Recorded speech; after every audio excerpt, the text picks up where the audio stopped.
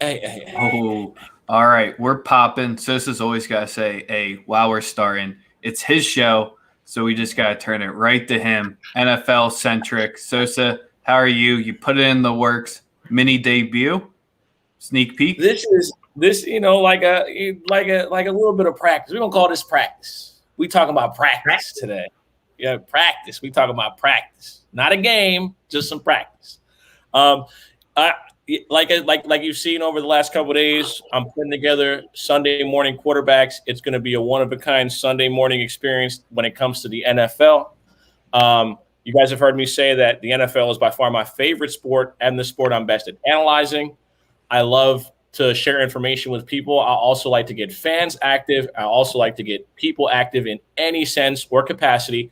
So by doing this, what we're going to do is we're going to bring all the information that you get from your Twitter timeline to you face to face from all over America every morning, just like you would get on ESPN, but with actual personality, actual handicappers, people who know the game outside of what ESPN is telling them to say. And these are just a few of the faces that you're going to see. And these are just a few people that are going to contribute all year. We got my man Eddie. We got Steve. We got my man Goose. My man Alex. Appreciate y'all for joining us. Each of these guys are corresponding for a different team. They're going to contribute information in regards to each of those teams all season. It allows us all to really have that direct source to people who know what they're talking about. Too many people get online and let their fandom get in the way. These guys are going to give it to you straight, and they're going to tell you whether or not something is a good bet, whether they believe their team's going to win or lose. We're going to kind of shy away from giving winners or losers for the simple fact that it takes away from some people's analysis when you're a fan and when you're picking a winner. And I don't ever want that to be a situation. So we're not going to give out winners or losers in any segment from correspondence ever. Over-unders, player props, fine. But we are never going to ask a fan of a team what the score is going to be, ever, because you don't do that in this game. You don't do that. I don't want any fan perspective from winning and losing. Fantasy, cool. You know what your team's going to do, and I want you to come on here and be positive about your team, right? I want you to tell me how great they're going to perform, right? I just don't. We're just not going to get on here and tell everybody that the Texans are going to beat Tennessee in Tennessee. We're not going to do that. All right. So no hungry dogs run faster. I'm going to get on here and tell everybody that. Absolutely, I don't want to be that guy. So, with that being said, really just want to get into some of the big headlines that we've been following in the off season. But I want to just swing it to Eddie. We'll give Eddie a minute. Steven, Alex, Goose, give you a quick minute just to introduce yourself to the people, and we'll go from there. Let's get it. Well, fellas, it's Fast Eddie coming at you, man. I'm a correspondent for the Dallas Cowboys. As you can see, the jersey that I'm here sporting today. You can find me on Twitter at RealSymbol4. I see Rex over there. I see you guys webbing, man. I see you, man. It's all good. It's all good. Dallas Cowboys will be back. I'm not going to take up too much time. Like I said, you can find me on Twitter at RealSymbol4. You can find me on Sundays on this show starting soon in a couple of months here. But and let's get it popping, man. Let's talk football. Absolutely. Love it. I love it. Steven, my guy. Yes, sir. I'm a Bears fan. It's been down for us a little bit, but this draft class is about to be nice. We're gonna be back on top. Nobody wants to hear it. What's gonna happen? It's all good though. And I mean, I'm ready to talk. I've been ready to talk for months. So getting back on the show, shit is gonna be crazy. Love to hear it, man. Love to hear it. Alex, my guy, talk to the people. What's up, man? What's up? I can't wait for this, man. I'm an Eagles fan. I'm from Montreal. What can I say? I love to be on camera. I'm an actor, so that's kind of what I do. But hey, let's get this going, man. I can't wait to start talking about this. My guy Goose looked like he having some technical difficulties at this second. You there, Goose? Yeah, I'm here. Yeah, what's up, guys? Cole's Corner. You guys can call me Goose. I'll be repping the Jaguars this season. Big football nerd, so I'll try to chime in with everything else, but mostly just the Jaguars. Probably the only Jaguar fan most of you guys know. So can't wait to get some content on that. Yes, sir. And as you guys know, we are live on YouTube, Twitch, and Twitter right now. So pop in, give us a like, give us a subscribe. Simba, it's only going to be a few days that we hate each other a week. So especially game days, hopefully those are going to be can't miss episodes. But Oh yeah. as you know who Sosa and I rock with. It's pretty simple there. But yes, you'll see many other cast members. We do have a few open spots still open. So if any of our viewers know someone or want to be someone, you can get into some people's DMs to see who they are. If you want to be somebody, contact Sosa. I think there's only 6 teams remaining left, so it's slim picking. But let's get into the first segment. A-Rod, not the one in baseball, football. So Rodgers going to be playing this season. He's getting his ass off the beach. I don't know. Did he get worked in the tournament? Not that much, but do we see him in the yellow and the green? What the hell is up? All the drama. It is what it is. So quick thoughts. Man, sometimes we just want to be loved, man. We want to be loved. I think that's all it was. He wants his money, man. Give him his fucking money. I think that's really all it boils down to. We're talking about a guy who doesn't even talk to his fucking parents. So, so really, I think at the end of the day, he wants to be loved. He wants to be appreciated a little bit more by the organization. I think the thing that makes it a little delusional is that he's the same age right now that Brett Favre was when he got drafted. So for him to be surprised or upset that they drafted a quarterback makes him a dickhead. Mm-hmm. So I think it's a money thing at the end of the day. Call me crazy. I think it's a money thing. I think he just wants to get more money and be more appreciated by the organization. Maybe draft him a receiver first round. I gave a crazy stat. The first round receiver to catch a touchdown pass from Aaron Rodgers was Mercedes Lewis last year. Yeah. At the age of 36. A tight end? Yeah, it's a tight end. That was the first receiver drafted in the first round that Aaron Rodgers completed a touchdown pass to in his entire career. That's crazy. I didn't know that. Jaguar draft pick too. Fact. So and like I said, so just put that into perspective when you talk about somebody that talks about I want to be appreciated. He never even had a first round pick at receiver in his entire tenure as a quarterback. I would be pretty upset too, especially as I'm getting older. I'd be upset too. And yeah, I mean, swing it to whomever. So when I'm looking at Aaron Rodgers, and we've spoke about this topic before in the past, but the more I analyze this, like you said, he can't be mad after being in the league for 16 years that they want to make sure they have a bridge for when he does retire, right? So you can't be mad. The Patriots did it when they drafted Jimmy G, even though they traded him away. We see it up and down the league all the time. My thing with Aaron Rodgers, the more that I think about it, I think it's about him not wanting to show up to camp. I think he's old. I think his body has limited snaps. You know what I mean? So maybe he just wants to preserve himself. He knows what kind of shape he can come into camp with. You know, he knows that he could turn on the light and be Aaron Rodgers. So I think now he's going to play the year, and I think it's more about him just kind of preserving his body, having fun, enjoying life. He's out in Hawaii chilling with Miles Teller and his sister, who I think he's dating, and he's playing golf with Tom Brady. And I think he's dating Miles Teller's sister. I know, I'm just fucking with you. Oh, shit. Been in Wisconsin too long. Guys, been in Wisconsin way too long. Shit.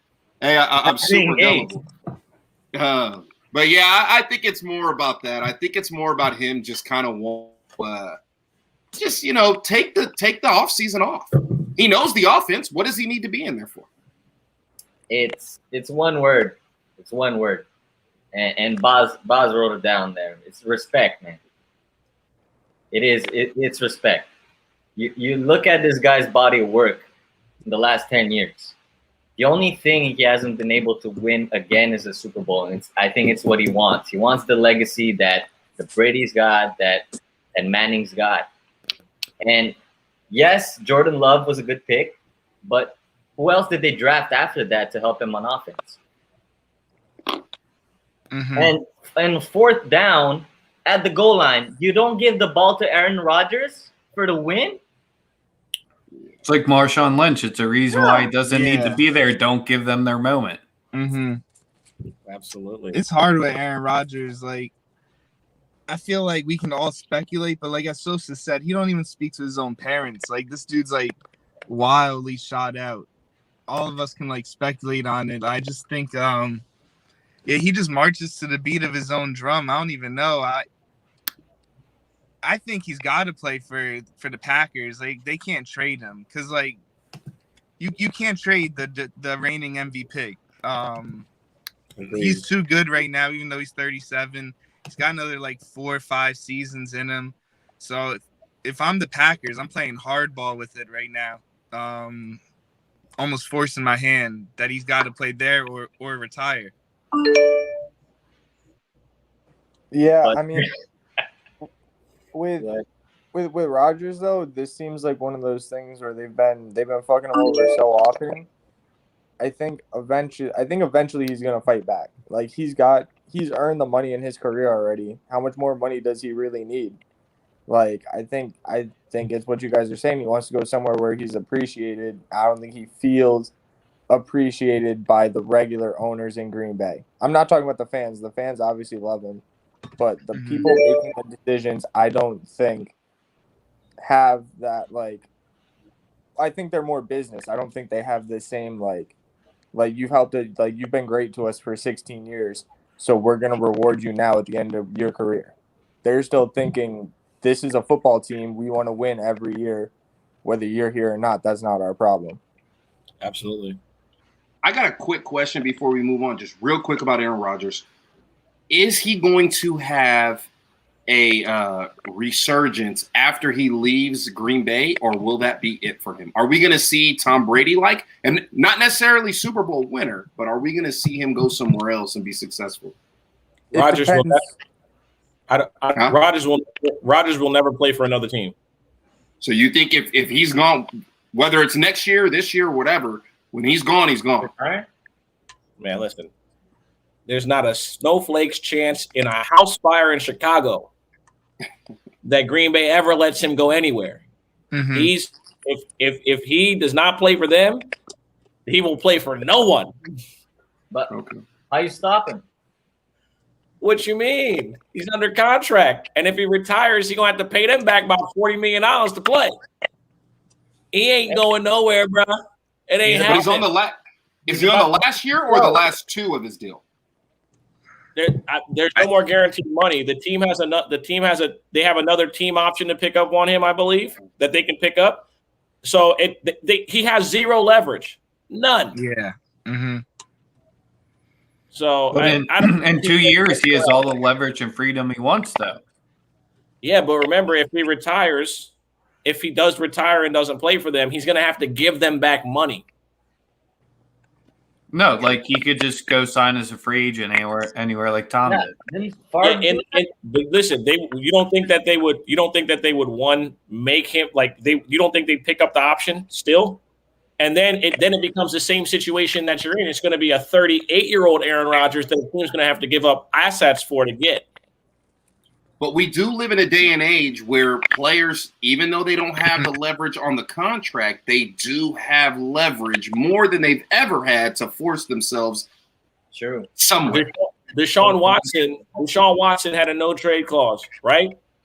He tried to get out of Houston, right? They publicly crucified him. We're not gonna talk about that. I don't want to get to that. But we saw what went down. He got the leverage, and you saw how it went down. It immediately became a completely different situation, right? Right. So Aaron Rodgers, different situation, but again, he doesn't have the same leverage that a Deshaun Watson has. He doesn't have that no trade clause in his contract, so he can't dictate to the organization where he can go. So just off of that alone, he doesn't have the power that other guys have, even though he's 38 years old, 37. And you should blame Do contracts now have a different clause of when you retire and then you come back from retirement? No, they don't. The team doesn't lose your year. You come back as a player of that team. Mm-hmm. Why do you think Calvin Johnson's not in the league? Because Detroit wouldn't let him go. But when Matt Stafford asked, they let him go in 2 weeks.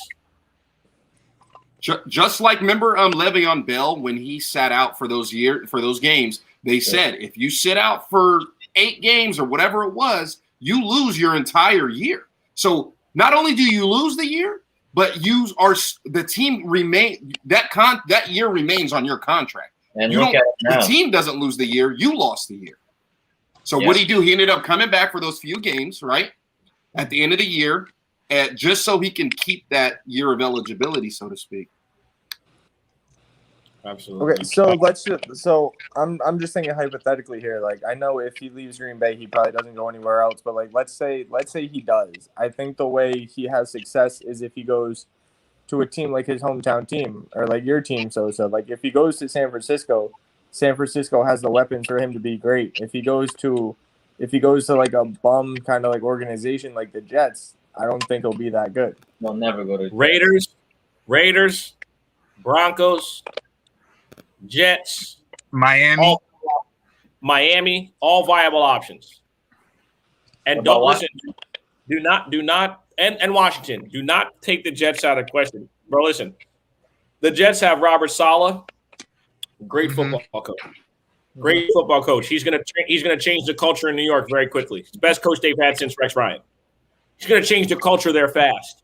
Do not be surprised if this Jets team competes at a much higher level than we're expecting them to, because they got a good coach, good GM. Everything seems to be in place for them to ascend, in my opinion. They got young playmakers, young starting quarterback. They great offensive coordinator. Great offensive coordinator. The offensive line on the left side. Listen, the white boy from BYU, his blind side, because I can't remember his name right now. Wilson. Now you got me forgetting that. Wilson, yeah. Zach Wilson. They got him weapons. They got him everything he needs. So don't get it twisted. The Jets are a viable option just because of what they put around the quarterback, that they might just be in a situation where they're a quarterback away. And I don't give a fuck if it's Zach Wilson or anybody with the last name Wilson who's famous. If you can get Aaron Rodgers in the building, you take him, you bring him in, period. What about Philly if Hurts isn't the answer? Bring him, baby. I mean, they're not going to be in a stopgap enough of a position where Rodgers is only going somewhere that he's going to win instantly. And I'm not saying the Titans are built for the long run, but he would be going to one of those teams where Tannehill could potentially be out soon if he stops underperforming in different scenarios like that. I personally don't think the Birds will be in that position within the next 2 years to be competing for that. You don't think? See, and that's the thing. It's I don't ever see him being an Eagle. That and also to just to think about it like this guy. Like, do y'all really think that Green Bay would trade Aaron Rodgers in the conference? Yeah. No. Fuck no. You want to trade the guy and him be the reason why you can't get past a certain round of the playoffs? Come on, you'd be fucking sick. You'd be sick. But if the offer's there, you take it, right? Rex, you take it.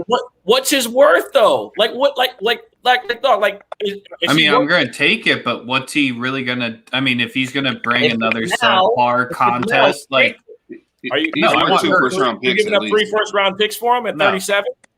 If you gave it up for Stafford, you have to give it to him. Bingo.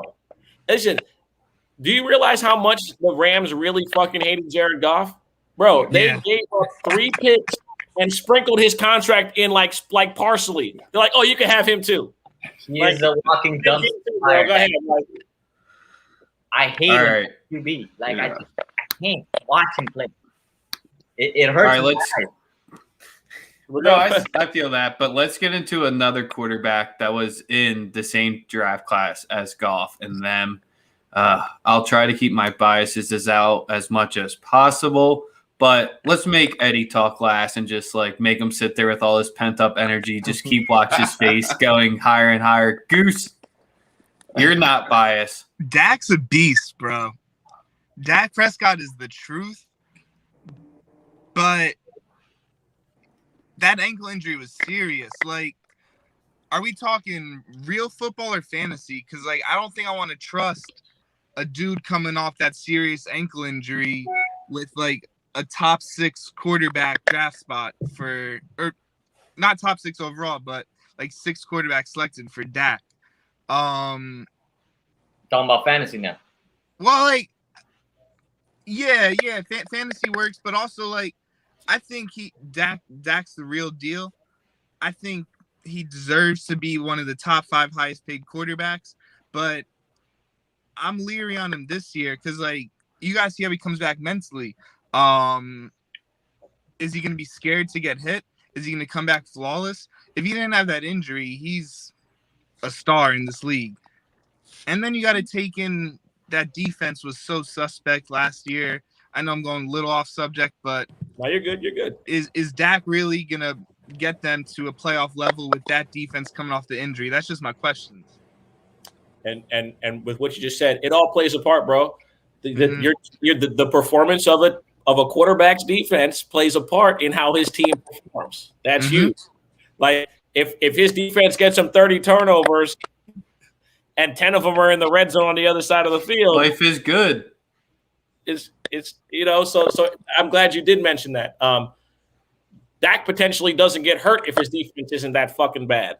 Mm-hmm. He's not out there trying to make every fucking play if his defense wasn't so bad. We can throw that in there into the conversation. So is that a coach problem with McCarthy? You know what? I think that the offense was performing well. I think that Dallas made 2 little mistakes. They invested in Jalen Smith, and Jalen Smith can't run the way he used to run. And it was a precipitous drop-off. If you watch the way he played last year, yes, they had injuries, but he sideline to sideline, he wasn't the same guy.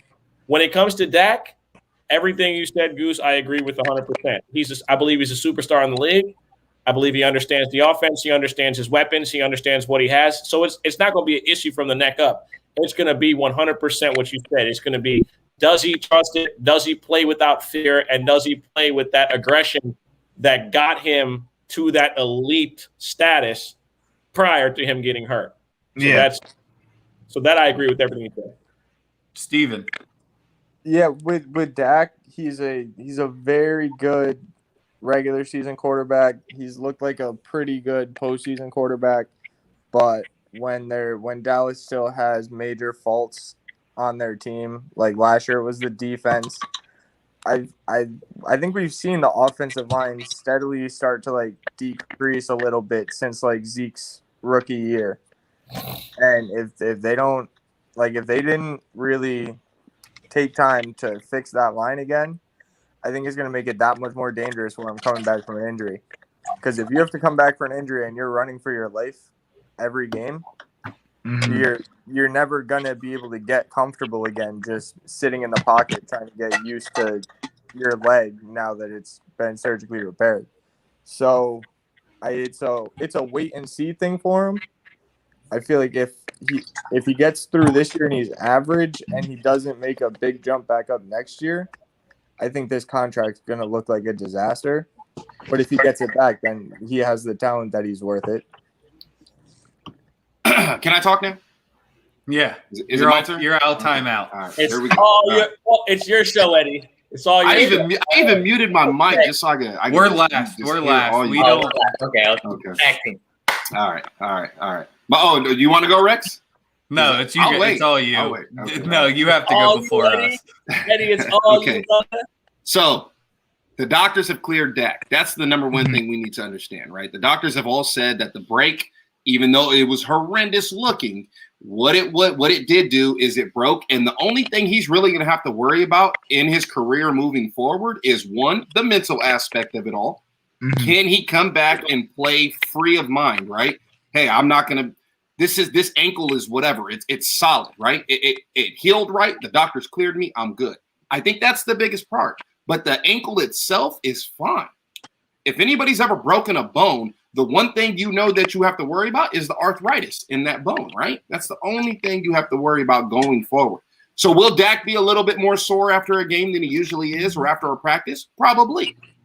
But Dak Prescott is going to be okay. This guy lost his mom, his brother, and he continues to play. The guy is mentally strong, so I don't think the mental aspect is going to hurt him as much as some people might want to put it on him. But again, it's a wait-and-see thing. Now, I want to touch on what Steven said about the offensive line. Our offensive line, the major issue with the offensive line, because we've been a top offensive line for years, since 2016 when these guys came in and before that, right? So Tyron Smith missing games has been the issue. And if you go back to 2017 when Tyron Smith had to miss multiple games, what did we do? We went like 2-4 in that stretch. So it was a huge issue for us. But that's an issue for everybody. Tyron Smith has came out and said, I'm in the best shape I've ever been in my life. He has a lot of pro years on his body, but he's young. Tyron Smith is in his not even in his 30s. He's a young guy with a lot of NFL years on his body. So I get it. We get La'el Collins back, who's going to anchor the right side. We get Zach Martin healthy. Connor Williams, even though I don't like the kid, he'll be back. But let me jump back to Dak. Dak Prescott, for fantasy purposes, will be a top 5 quarterback, if not the best fantasy quarterback in the league this year. And for the NFL, he's going to be comeback player of the year. We'll talk about that later. I won't go dive into that too much. But he'll also be an MVP candidate. Call these hot takes if you want to, but Dak Prescott is a top 5, top 7 quarterback. You guys can argue over the rankings. I don't care. But he is going to bounce back this year. He's mentally tough. He's mentally strong. He's physically tough and mentally strong. He'll get it done. Goose, what are you trying to say? I also want to add, it also helps these 3 receivers. Like Dak will light it up. He's got those 3 receivers. But I just wanted to chime in with that also. Like he's built for it if he's ready.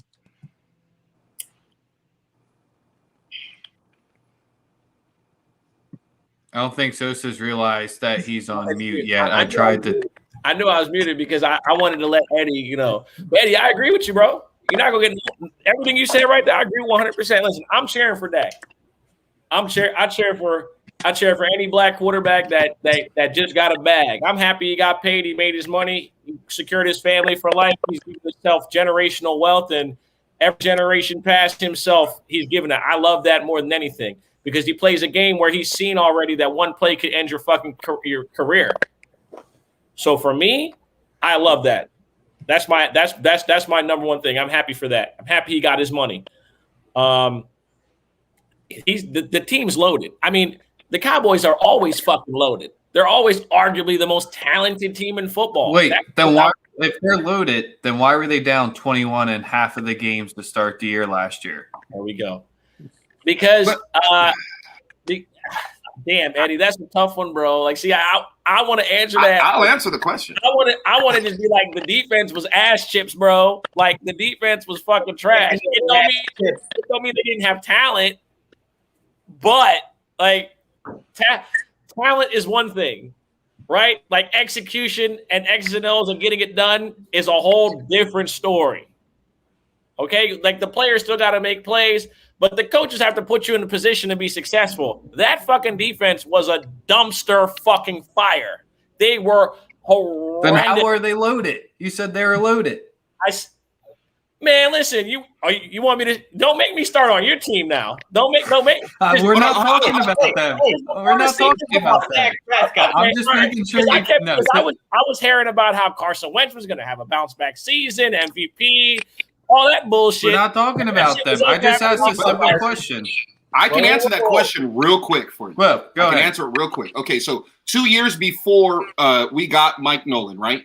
We were a top 10 defense. No lie. Look it up. Stats don't lie. Mm-hmm. No. Right? We were a top 10 defense. Mike Nolan comes along, right? We fired the Jason Garrett staff, Marinelli, all those guys go. Mike Nolan comes along, and what did he do? He started playing players out of position. So DeMarcus Lawrence, instead of having his hand in the dirt, half the time he was standing up. That's not his position. He didn't play it in college. He shouldn't play it in the pros. As far as his starting point on the defensive line. Now, Mike Nolan also implemented what's called like a mush rush, where it's gap control and you let your linebackers make the plays instead of your linemen getting their ears pinned back and rush up the field, right? Your 3-tech doesn't really matter at that point. Your defensive ends are just there, on third down really only, and you expected a lot of your linebackers. Then what did he do? He put Jalen Smith in a position that he doesn't really want to play, middle linebacker. Jalen Smith is a weak side linebacker. He's an athlete. Let him run sideline to sideline, rush off the edge, and make plays. He put him at middle linebacker. Now he's got to call the defense, which I'm not saying he can't do. He's a smart gentleman. But Leighton Vander Esch is a prototypical middle linebacker. That should have been his position. Now you couple in injuries along with playing players out of position. We didn't have a safety. We still don't have a safety. But no one playing in position, playing the defense that they didn't know on a short off season. Sounds like a lot of excuses, but no, that's exactly what I wanted to get out of that question. Was I knew you would have a good reply to it, and those are all things we've all seen it with our own teams. When you start messing with guys out of their own position, quarterbacks are just smart enough, and offensive coordinators are smart enough to scheme on it. But Sosa, you need to hype up our man that has just joined us, the spin doctor, what else you want to call him. Sosa, give this man his entrance he deserves. Well, we just welcoming in the spin doctor. Now, listen, I know it says go Bucks, but listen, if you're betting baseball, the second half of the season, he's the guy you guys need to follow. You want a real edge. He's going to be introducing some services in the next couple of days. I was talking to him about it, introducing some new services online over the next couple of days. He's the guy you guys want to follow. He's been doing some incredible stuff in regards to the spin rate stuff, the spin rate numbers, the sticky stuff that were helping pitchers. Turns out he's actually really fucking great at football too. So we got a bad man in our hands. My man Chris Gargaro, ACG2X, lifelong Bucks fan. He said he was cheering for them bum ass niggas when Spurrier was the quarterback. So welcome in, my guy. Appreciate you for joining us. Tell the people a little bit more about yourself if I haven't already hit on everything. Mute. You're on mute. You're muted. You're on mute. Or his mic's just not hooked up. Yeah, your mic, like we can't hear you. Damn, I did that great intro. Oh, man. I don't know, man. Hold on. Can you hear me? Now we can. Now we can hear you. There we go. There it is. All right. So thank you guys. Thank you, Sosa. Thank you, everybody. Yeah. So spin stuff aside, I am a lifelong Bucks fan. Started watching in the creamsicle days back when Trent Dilfer, Eric Rhett, all those Alvin Harper, all those old guys back when we were just straight effing trash. And actually up until the last 2 or 3 seasons were the losingest team in NFL by win percentage. So that's a badge of honor. So this, when they made the Super Bowl, people have been telling me on Super Bowl Sunday, they're like, oh, I've been waiting for Mahomes versus Brady for 2 weeks. This is crazy. I'm like, 2 weeks? I'm like, I've been waiting for this for fucking 17 years. I'm like, since 2002. That's the last time we were good. So, Josh, the Bucks fans are in the building. The Bucks fans are in the building. They're popping up. Right. So I'm going to enjoy it. I'm going to enjoy the run we had last year, and expectations are higher this year. And with the cast we got, we brought everybody back. It's Super Bowl or bust. Some of my friends have been asking me what's your expectations for the Bucks? And I'm like, I don't think you can say anything else but the Super Bowl, at least making an appearance. I said, I don't know how it can be anything different when we brought our whole team back and we have Brady and we have, every single person that was a contributor to that team last year is back. So I think that Super Bowl is the only acceptable outcome. And so it sounds weird to say that as a Bucks fan, because usually I'm just like, shit, if we can win 6 games and not have a top 5 pick, I'll be happy. But it's a different deal this year. So, but yeah, I watched the Bucks. So I'm from Minnesota. For those that don't know, back in the old NFC North, I watched the Bucks play the Vikings back in the creamsicle days, back before Sunday Ticket, before all that stuff, and just became a fan, and have been a fan through the few good years like last year in 2002, and through the shitty years, which was pretty much all the rest of them. And yeah, just looking forward to talking some football with you gentlemen. So and also if you're hitting him up for fantasy advice, he charges $300 an hour. No, I'm in a lot of leagues. I'm in a lot of money leagues. But listen, if you guys like numbers and you guys really want like an edge with just in regards to the information, Spin Doctor is one of the guys you definitely want to follow. And like I said, second half of baseball for sure, you want to lock in with him. So should we start poking the bear real quick then? And just straight go to some Mahomes talk and just rub some salt on the wounds. Chuck, where you at, bro? Chuck, we need you in here, brother. Our buddy Chuck, he I don't know if you guys may have seen a story come across ESPN at one point. He was the Chiefs fan who was at the game against Houston and they were losing. And he left the game. And they came back and won. So you'll see him live soon. Yeah, wow. He'll be the Chiefs contributor. He's the Chiefs contributor for Sunday Morning Quarterbacks. He's obviously a super fan. His football acumen's off the wall. He's a personal friend of mine. I love the guy. I love the content he puts out. And I also love the thing I love about Chuck is he's unwavering in his in his approach with things. You're not going to get him to just agree with you or anything of that sort. He holds his ground. He's very stern in his delivery. So that's somebody that I look forward to hearing a lot of stuff up from him. Obviously, we're talking about Patrick Mahomes. Listen, man, he's special. There's no debating that, in my opinion. Oh shit, I'm like reading the text. He's special. We know that. He's got a great play caller. They revamped the offensive line for him this year. We've seen that. They've definitely revamped the offensive line. I think they run the ball more this year with Clyde Edwards-Helaire, but at the end of the day, for me, I believe he's the favorite for MVP. I mean, entering every season, I think for the next 5 years, he's going to be the favorite for MVP. And it might get to like some LeBron James type shit where even if he has a great season, they end up giving it to the other guy who has a great season. Because I think that's something that Patrick Mahomes he's creating that sort of aura for himself to where the only 2 games we've seen him play bad were Super Bowls. Like his 2 worst games in his career were in Super Bowls. By the numbers, those are the only 2 games we've seen him perform bad. So he to me, no doubt, is MVP front runner for the next 5, no question. It starts with him, barring injury. He's the front runner every year, just like Peyton Manning was for 5-6 years straight. We know what we're gonna get. We know the production is gonna be there, and that my expectation for him is the same old shit. About 45 touchdowns, about maybe 10, 11 picks, because sometimes he does get a little reckless, but he can do that. You can do that when you're special.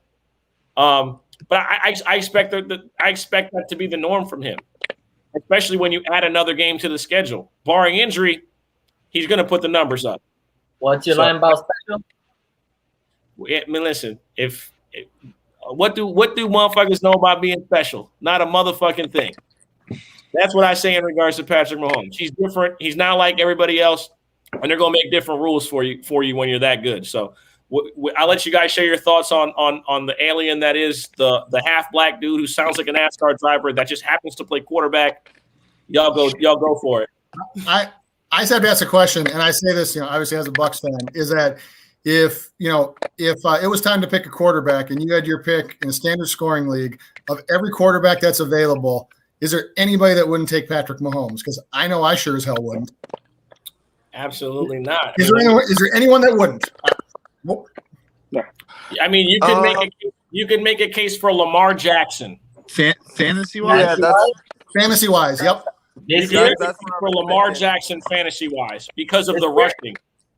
I mean, if you get a quarterback that's going to go for 1,200 rushing yards and gets you 10 touchdowns, it's in the discussion. Obviously, with Mahomes, it's kind of a no-brainer just because of what he has. He's got the play caller, he's got the talent, he's got everything in place. I'm gonna put one guy out there. Who? Matt Stafford.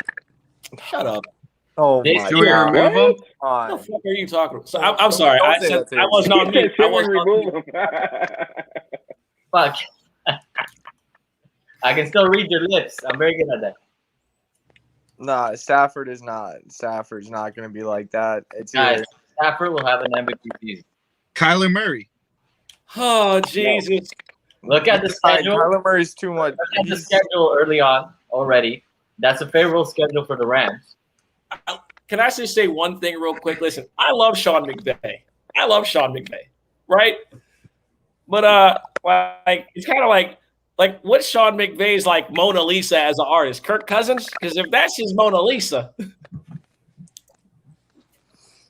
Man, you can't put Kirk Cousins and Stafford in the same phrase. is he not the best? Is he of any quarterback that Sean McVay has coached? Is Kirk Cousins not the guy to put up the best numbers in his system? Yes or no? Yes. End of discussion. That's all I have. Listen. But that was in Washington. Listen, right. So which tells you in 3 years with Goff, he didn't do a fucking thing. Jared They Goff got- had a career year under him. I Jared don't like Goff Jared Goff, is retarded. but he did have a career year under him. Sorry to Say that on camera. use that word. I'm sorry to use that I don't word. like Jared Goff. I apologize. I'm just speaking the facts. I'm sorry. What I saw at Jared Goff in the Super Bowl against the Pats, for me, that was when I saw the downfall of that quarterback. Bill Belichick said, "I'm gonna rush you 8. Find the open man. Go ahead." This motherfucker couldn't find the open man. One time in the Super Bowl, he had Cooks down the middle, wide open. He took 5 seconds before he threw that ball. Hey man, Jared listen. Goff will not be in the McVay, He's a and mental midget. that's why I'm saying Stafford. I think, in my gut feeling, he will be the MVP of the season. I think he'll be the #1 fantasy player at the quarterback. But the thing is, Stafford and like Phillip Rivers have essentially the same thing happen to them every time.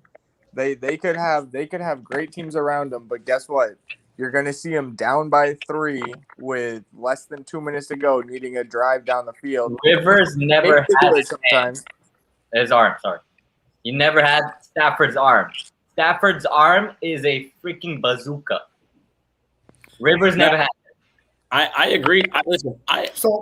I'm not disagreeing that go ahead, Chris. My fault. Go ahead. Oh no, I was just gonna say, talent wise, I can't disagree much. One thing to keep in mind is that the Rams, I think, returned 4 or 5 starters from the offensive line last year that ranked 29th in the league. And that's one thing that I know plagued Stafford when he was in Detroit, was that he never had time to throw and was running for his life. I think he's got an overall better cast of characters. He's certainly got a better coaching staff, because I'm a huge McVay guy as well. But when you take the 29th ranked offensive line, you don't add anything to it, and you have an older and I wouldn't say immobile, but I certainly wouldn't say a scrambling quarterback. I don't know. I believe in the player. I really, really do. I just don't believe in where it starts, which is in the trenches. But that's just me. Indeed. But no, you're right. What everybody is hoping in is, well, Matthew Stafford home for 4,000 yards, and he's done this with the Lions and this and this and this. Now, what if we pair him up with a really good coach? That's what everybody's hoping for, and they already got the weapons. So it makes sense on the surface, but at the same time, man, I got to see it first. Because Matthew Stafford is still the same quarterback that has bad decision-making. He's a gunslinger. What do gunslingers do? They take chances. Okay. Can I say this? Listen. Yeah. Listen, I'm a huge Matt Stafford fan. Okay, listen. There's only one quarterback in the come on, dog. There's only one quarterback in the history of the NFL with a better touchdown to interception ratio. That's Aaron Rodgers. Okay, that's great if we're talking quarterbacks, right? The problem with Matthew Stafford is that he never had any continuity in his entire career in Detroit. He played with 13 different offensive coordinators. He had 7 different head coaches, right? It's not a good look. It's very difficult to build any continuity as a quarterback when you're entering system to system to system to system to system. The thing about I think that you don't give up the assets you give up to get Stafford if McVay hasn't convinced the front office that that was the missing piece. Because everybody's paid. Both the receivers are paid. The defensive tackle is paid. They got Whitworth, who's like 97, playing left tackle. Right? They got they have every piece that you would say. The biggest issue for the Rams is going to be depth. If something happens to Jalen Ramsey, if something happens to Aaron Donald, the season's over. Mm-hmm. It's over. The season's over. Their future is hinged on three guys: those two defensive players and Matt Stafford. Mm-hmm. And it's going to all come down to the performance of those three guys for that team. Doesn't that happen in fantasy? How I feel. Fellas, I gotta bounce. Pleasure chatting with y'all. You'll see me on the pod a lot. Can't wait for the show, and I salute. Have a good one. Appreciate you, Goose. Nice to meet you, man. Follow the guy himself, man. He's gonna have hella information for the season. Oh yeah. Appreciate Take care, man. Yeah. No, I was just going to say about Stafford is that, Sosa, you're just talking about how Lamar Jackson, you thought could challenge Mahomes in the conversation for the number of yards, 1,012 to 1,200 yards rushing. Stafford is high for his career for rushing yards is 207. And so I don't necessarily know that that's going to increase. It might get bigger, but for me, I would just personally, I would put Stafford at, if you're talking about that first tier of QB, Mahomes, your Lamar Jacksons, I put him probably towards the bottom of that one. I certainly take him before some of the top tier 2 guys because I do think that he'll have a nice, healthy increase in passing numbers. It's just that if you want to talk about a guy that's going to be like a fantasy MVP, more rushing output. And so you would put him over Dak Prescott? A healthy Dak Prescott? No, I would not. He's healthy. Yeah, then no. I thought you were going to lead in with we don't know. No. No, I would. The top tier for me is Mahomes, Dak, Kyler, Lamar, on the edge, and then on the fringe of that, probably Russ, Josh Allen, Rodgers, and Stafford is probably right in there. Right. Okay. I like right that. In that area. I like that. I like that. I like that crew. If we're talking fantasy off top, I like. Go ahead. I know he said Kyler pretty quick. I like Josh Allen over Kyler, not necessarily because of the rushing yards Josh Allen will put up, but with his size, he gets so many more rushing touchdowns. I think that helps him more. Plus, Kyler has those great games where he's just scrambling and making amazing plays.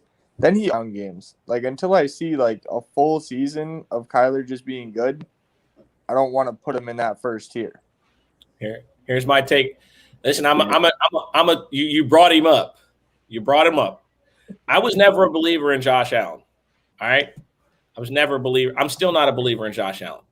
And I will take that to the grave. He had a great year last year, but all the games he lost, there were crowds. Every single loss that he had was when there was a crowd. The number one thing with this season that just passed, the biggest outlier was no fans. And if you don't want to believe me, you don't have to. But I'm telling you right now, the biggest outlier was that those stadiums were fucking empty. And if you guys know anything about the communication of a quarterback with his receivers, when there's no crowd noise, it's like giving a home run hitter a juice baseball, a corked bat. Well, look at Rodgers' numbers this year. He was the one who perfected it. Was Rodgers throughout the whole season. But listen, like I said, imagine being a home run hitter who's allowed to use steroids, has a juiced ball being thrown at him, and a corked bat to hit with. That is what it is for an elite quarterback with no noise. Yeah, they become a serial killer. Okay? Josh Allen's biggest issue has always been processing at the line of scrimmage. It's always been that. That's been his biggest flaw. Processing information at the line of scrimmage. He can be confused, right? You think that's going to You think that shit's gonna just click 80,000 fans back in the building? Question from Josh Allen this season. I honestly believe that. I mean, he played flawlessly. I mean, you give him weapons, of course it's gonna help. But I think that's something people are missing. He just played a whole season with no fans, and in all the games where there were no fans, performed really fucking good. And the games where there were fans, performed really fucking poorly. So I agree with you, Sosa. I honestly think that he's in for some regression. If we've looked at his career stats, and I had to pull him up because the kid in 2 years that he played, right? His first year, people didn't think he can do the job, right? Second year he comes in, he throws for 3,000 yards, 20 touchdowns, and 9 picks. His decision making got a little bit better, but his quarterback rating was 49 and 49 both those years. So 2 years going into this, a lot of people were thinking Josh Allen might just not be. They were giving him the same stuff they were giving Lamar Jackson as far as, can he throw the ball? He has a good of an arm, but is that it? You know what I mean? His accuracy is something to question. Then what did Sosa say? All of a sudden, out of nowhere, he just learns how to play the game, goes to the playoffs, wins. The story's been told. So what was the one catalyst, right? You're in a statistician outlier. What was to contribute to that factor? They were playing glorified scrimmages. They were playing with no fans. The defense could probably hear what's going on in his headset. You know what I'm saying? Like, I think we're going to see a lot of regression from the kid. I don't believe in the hype. Yeah, I don't disagree with any of that. Well, NFL season, you can't say he's like amazing yet, but I'm a Boise State fan. I watched him at Wyoming for pretty much. If this kid turned Wyoming into a good program for 2 years, there's something there. Because it takes a lot to take Wyoming anywhere out of the basement in that conference.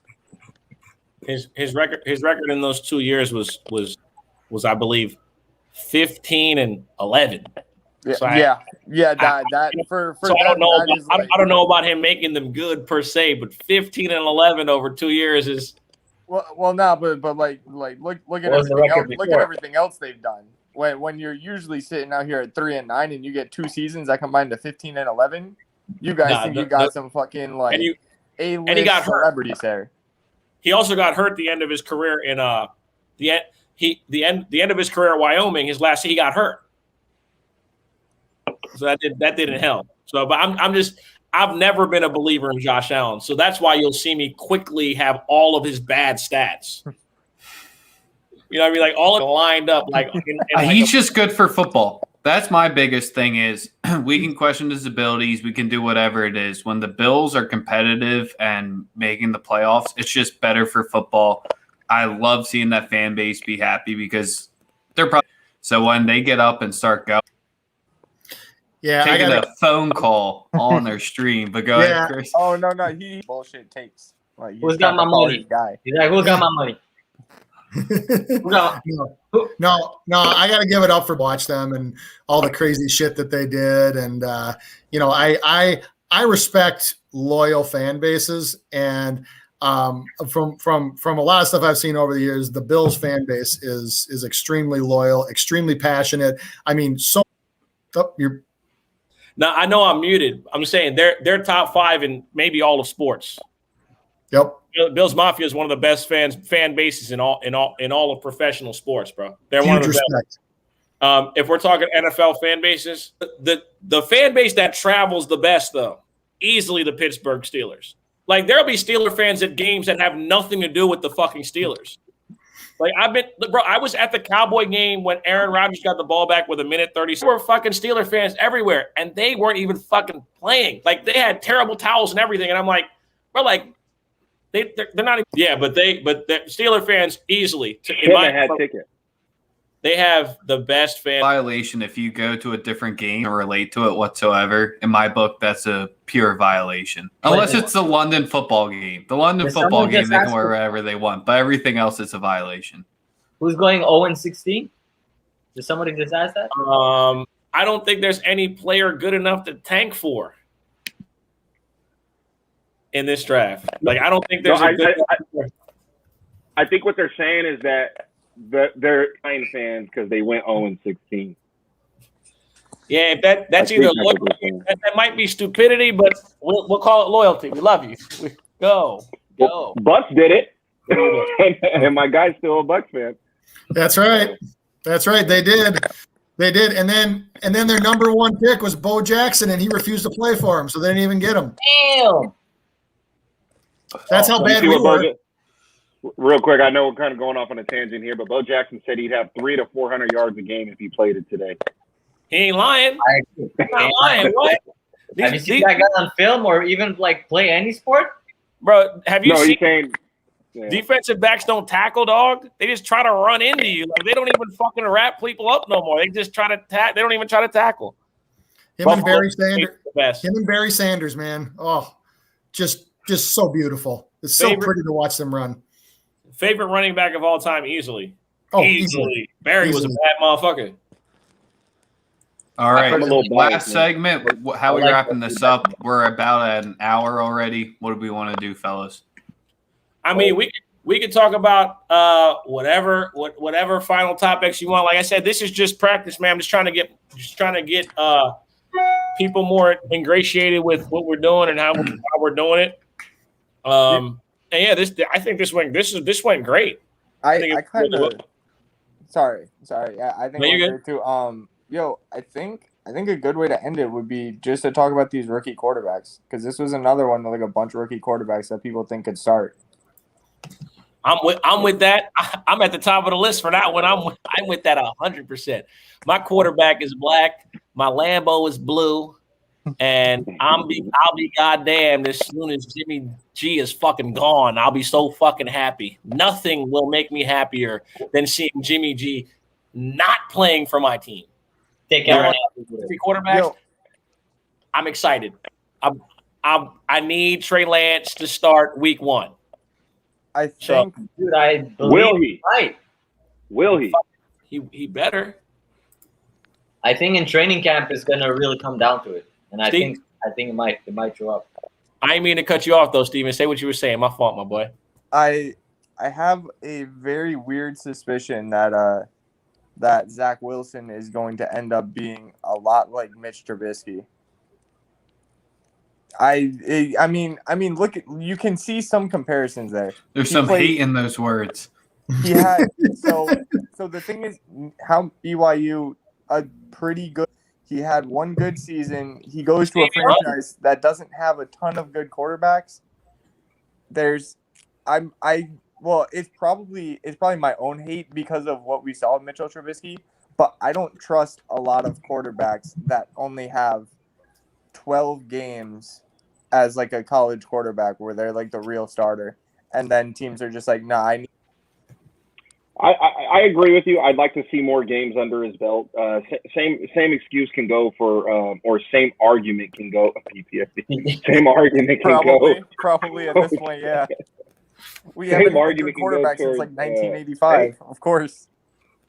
The same argument could be used for Trey Lance in the Was same it breath. the But Super Bowl? Rex Grossman?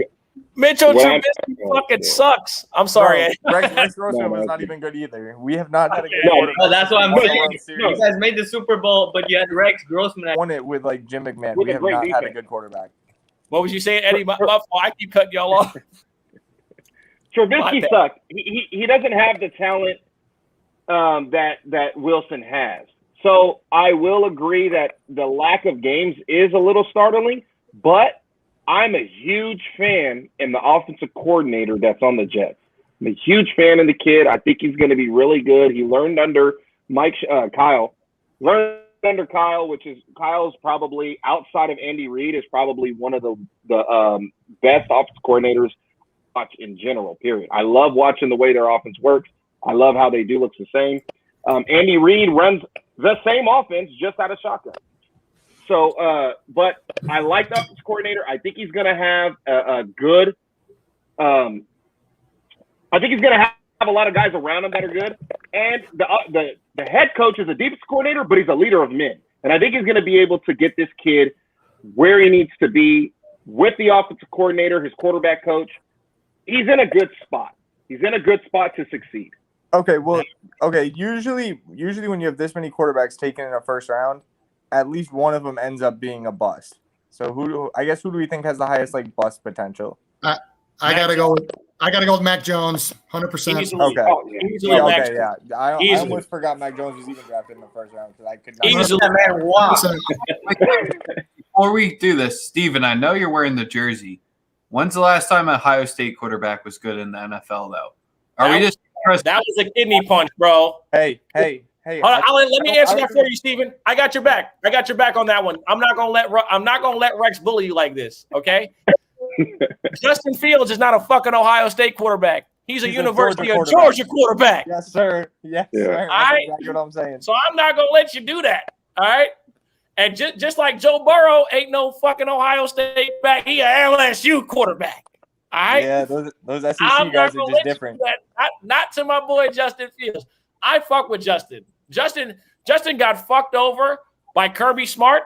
And let me tell you something. Karma came back and bit him in his fucking ass because he picked Jake Fromm over Justin Fields like a fucking idiot. Like a fucking idiot.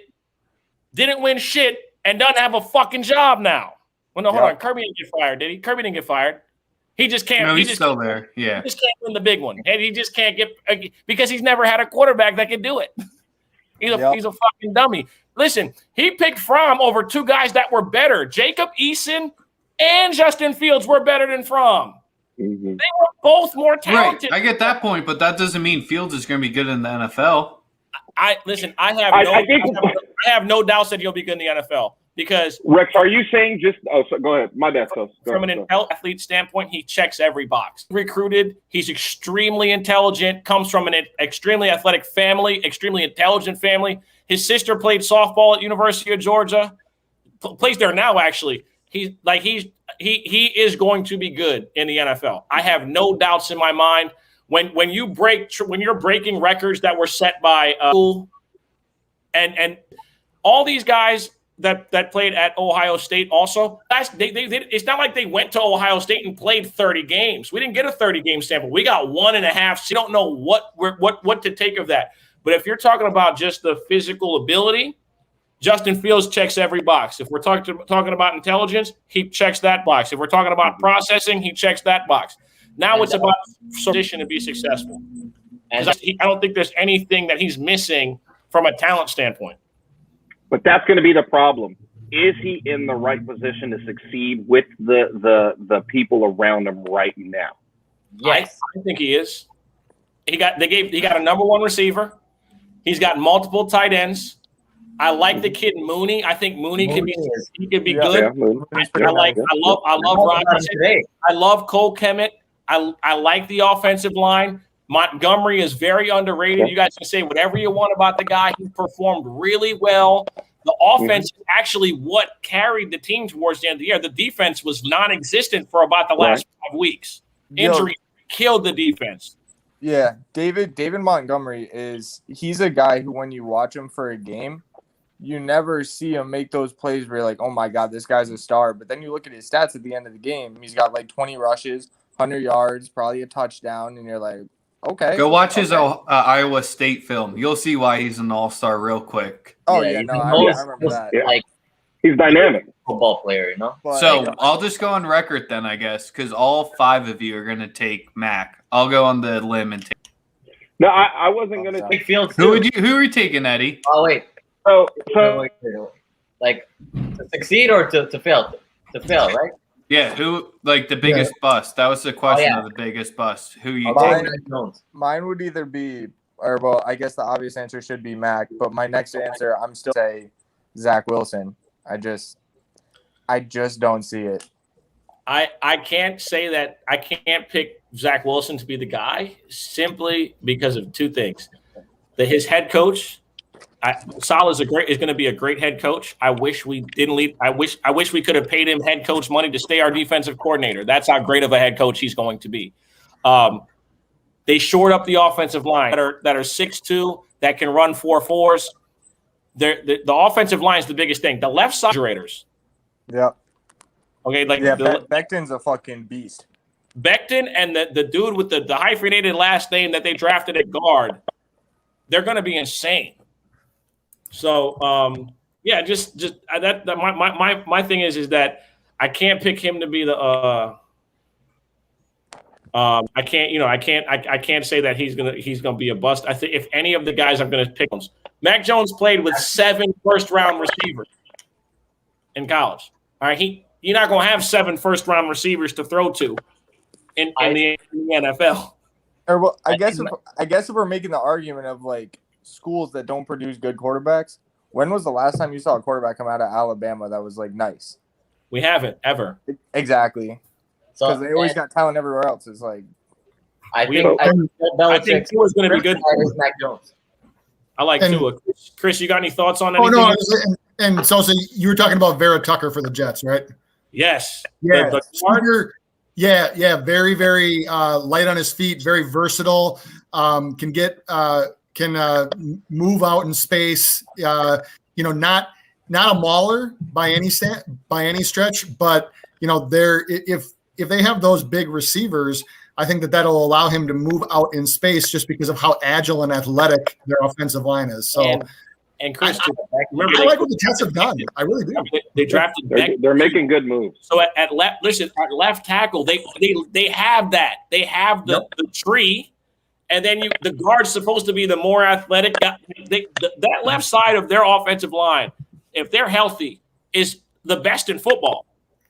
And it's set for like 10 years. And they're both 20. They're both young. One's 22 and one's 23. Like they've shored up that side of the line for the next decade, like you said. The one thing a quarterback and anybody in the backfield needs, an offensive line. You give them that. You build in the trenches. And they had the best young defensive lineman in football. Quinnen Williams is an absolute stud.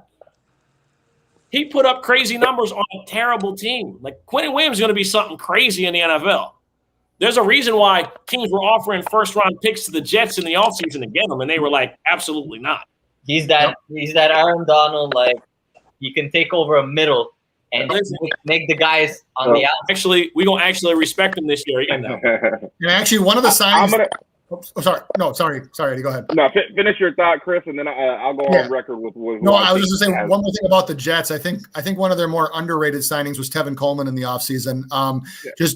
Just because it gives them if we're talking about getting the quarterback out in space, it gives them another versatile receiving option. It's the same reason why I love when the Bucs signed Gio Bernard is because it gives them another option to get out in space and to throw stuff on like wheel routes and stuff like that. When I saw that signing and I had seen what the Jets had done to that point, I'm like, that is a freaking perfect signing right there for them. Nice. Let me add on to that.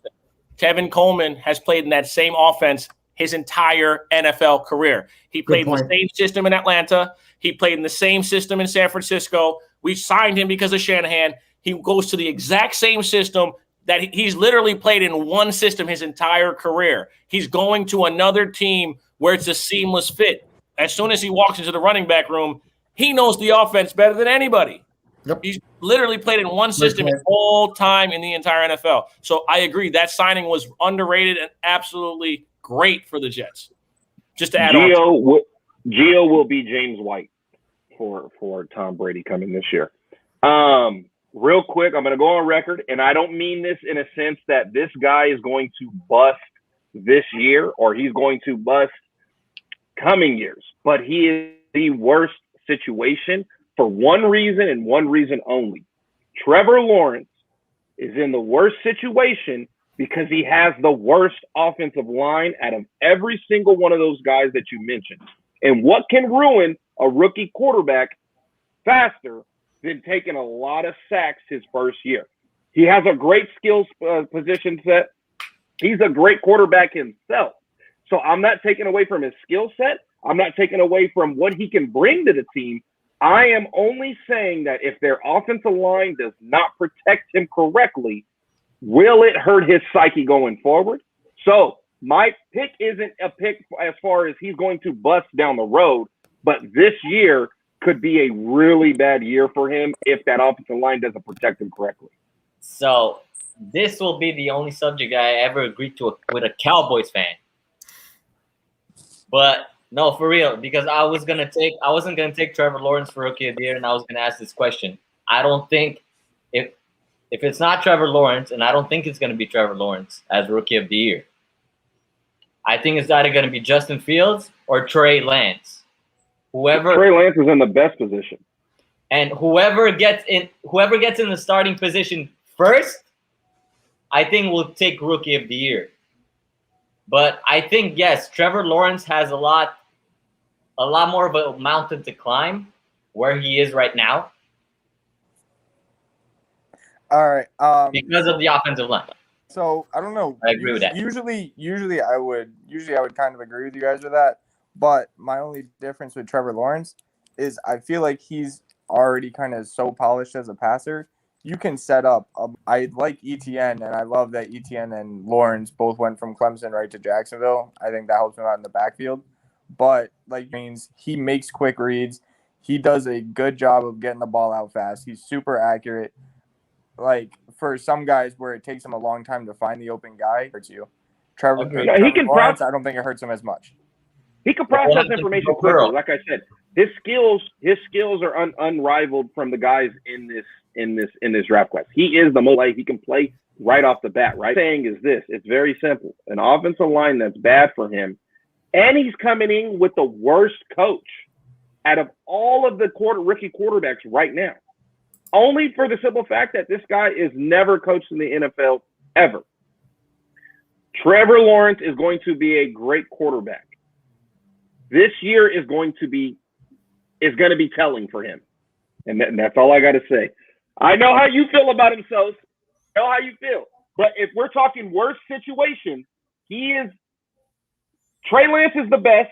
I believe Trevor Lawrence is somewhere near the bottom of the worst situation. Maybe fourth.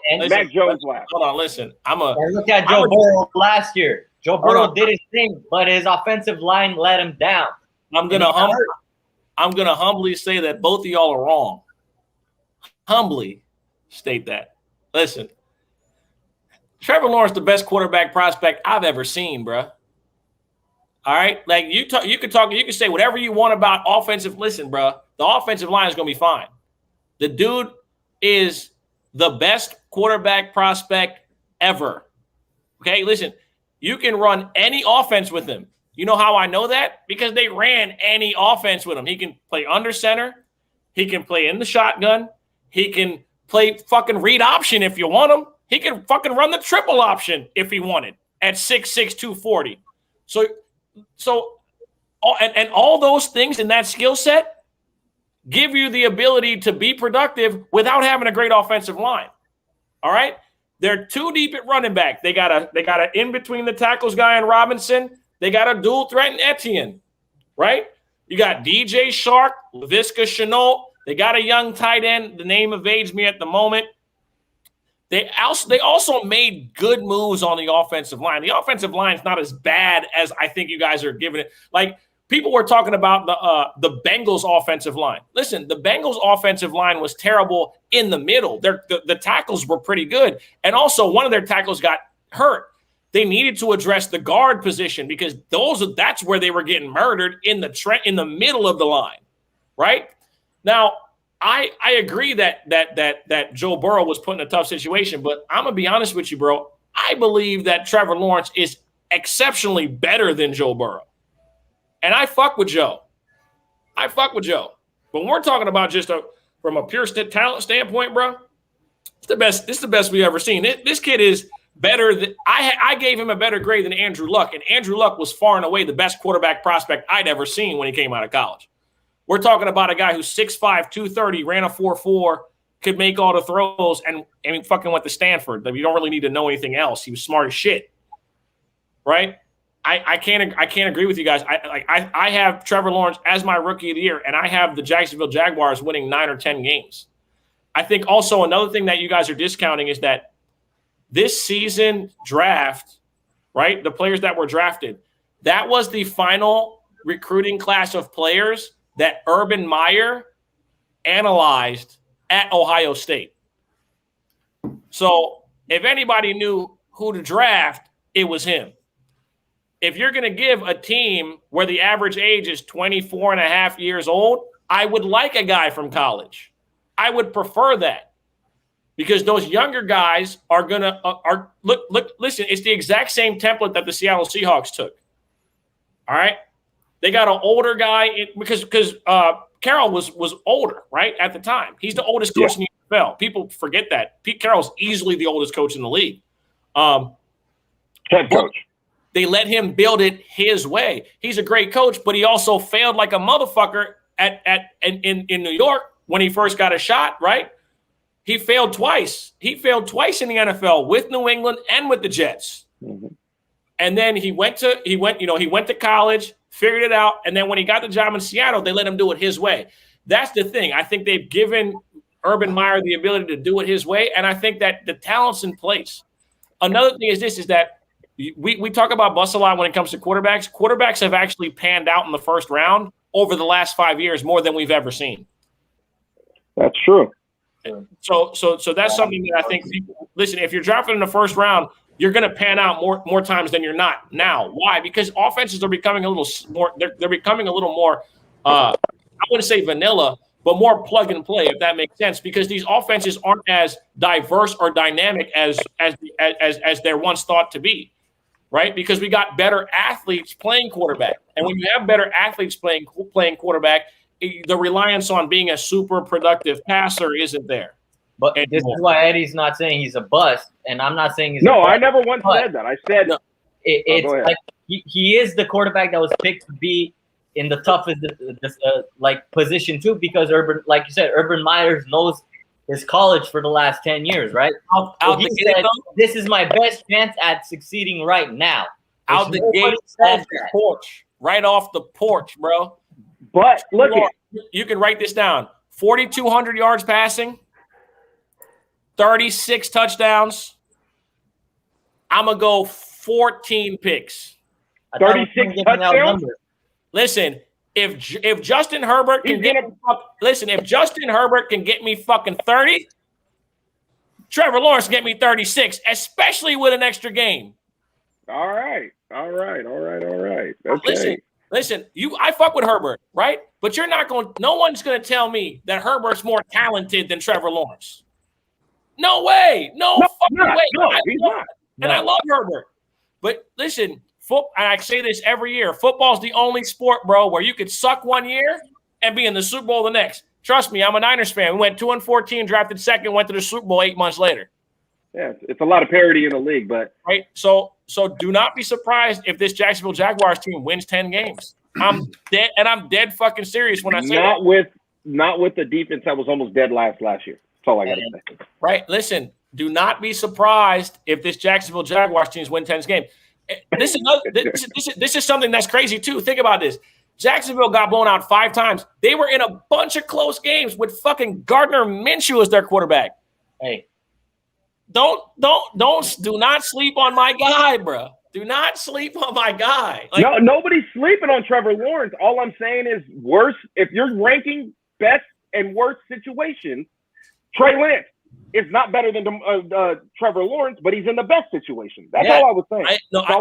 I agree with that. But the thing is, even me, I love Trey Lance, but I'm fully aware that, if we're talking about Trevor Lawrence, bro, we got to start really thinking about this guy as a LeBron James type. As I really think that people need to put that in their head because, listen, the guy's going to be around for a long time. Of course. He's really like that. So, that's the type of I've already been on record saying this. LeBron James on a football field is Chase Young. When I see him, that's what I see. I see that sort of transcendent talent to where it's he's just that dynamic and he just pops off the fucking film. You could watch a whole tape of a Washington football team game, and you can tell who the best player is on the defense. It's not hard to tell. He literally pops off the film.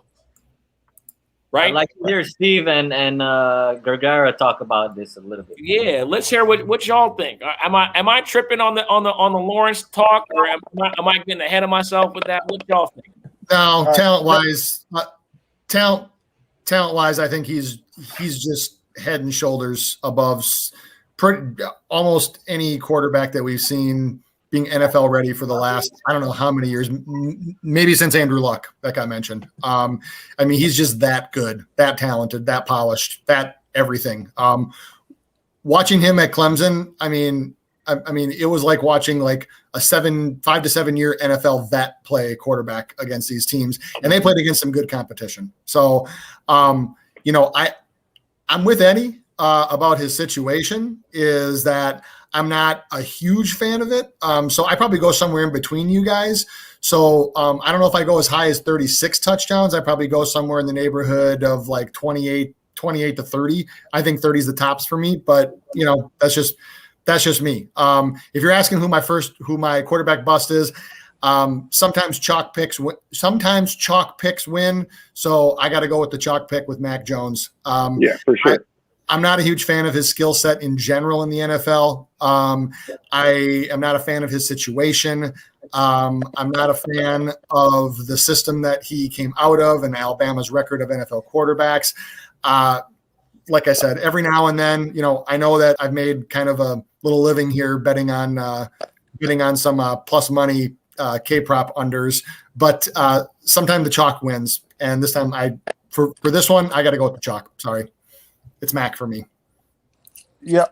So this is the only thing I'm going to say. I'm going to keep it real quick, but I think Jacksonville. I think I'm probably going to put some money on them to possibly win the AFC South this year. And if you were talking about tight ends, were you talking about Tyler Eifert, who they had last year? Because he's not there anymore. I feel like they drafted someone. They drafted Luke Farrell from Ohio State. You might be thinking that's the guy. That's who it was. Like I said, I just think that when you get a superstar at quarterback, they can mask a lot of the stuff that isn't great, right? He's as far, and like I said, from just being polished, we've seen it. The guy is the show, man. I've never seen nothing like it. And like I said, for me, he's the best quarterback. I give him the highest quarterback grade I've ever given a quarterback.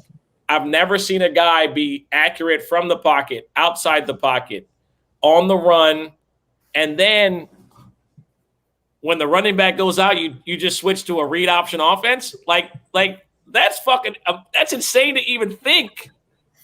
Like really think about that. The kid could have came out as a freshman in my eyes. When I seen him play, he's spectacular as far as his talent wise and how he grades out as a prospect. All I was trying to get on record is his situation is the worst, in my opinion. And I'll say this: if Trey Lance starts game 1, I would put money on him for Rookie of the Year. If Trey Lance starts game 1, listen, fuck Trevor Lawrence. You want my fan take now? I'm saying all this right now. Listen, dog. If Trey Lance is starting game 1. Motherfucker, I might buy a condo in San Jose. I'm so fucking serious, bro. I done told the wifey too. Listen, okay, let me just give y'all a little quick grasp before we get out of here. Okay, on draft night at my bar, I bought 159 shots when we drafted Trey Lance. Okay, I bought shots for every person that walked in the bar for an hour, and I bought rounds just because I was so excited. Like we haven't had a black quarterback since Kaepernick, so I'm hype as fuck. Like I'm super if Trey Lance starts day 1, oh my god, bro, y'all won't even fuck with me. Like y'all won't even like me because I'll be talking the most shit all year. I swear to God. If Trey Lance starts game 1, I'm coming down to whatever bar you're at because I want to be a part of all those shots and around. Trey Lance if he starts game 1, right after Sunday morning quarterbacks, I'm doing a live show from the bar. I'm down. Let's do it. I'm so fucking serious. Oh man, I need it. But yeah, we're coming up in about an hour and a half. We've been kicking it on here. Appreciate you guys. Obviously, all of y'all are good on camera. We're gonna have to get some new people in as far as the crew and the people I have corresponding. But y'all are great, man. Like if y'all weren't good, I'd tell you. I'd be very clear that you guys suck, but you're great. I appreciate y'all. I thank y'all for joining us. You know, it's all working towards one goal, to do this Sunday morning show and have it be a colossal success. I appreciate you guys for sure for taking time out your schedule, whatever it is you're doing. I mean, you could have been doing anything for the last hour and a half. But you know, I appreciate y'all. I hope y'all see where we're going with this and where it's going to go. Rex, as always, I know I didn't say thank you, but I mean, I talk to you every day. Chris, Eddie, Alex, Steven, and obviously Goose was in earlier. This is just practice, man. We're going to do this about 8 times before the NFL season starts. And, you know, because it's important to build a rapport, build chemistry with anybody that you might have, on stream with and stuff like that. You don't want to ever go into this blind. You want to know who you're dealing with, how the energy they bring, etc. So with that, I don't want to bore y'all anymore. Y'all got anything else to add? Any more shit talk before we get out of here? I have a question for you. Dak for MVP. What's the deal? Jalen Hurts. What? That's the whole question. That's another I have stream. a question for Sosa. One question. What's up? Who will you be drafting as your backup QB in fantasy? God. Lance or Lawrence? I am going to hopefully get the last pick in my draft, and I'm just going to draft Lamar Jackson and Patrick Mahomes, 12 and 13. There you go. Biggest lie I've ever told. Goodbye. Until the next stream, you'll see a bunch of different ugly faces. I'm not telling you.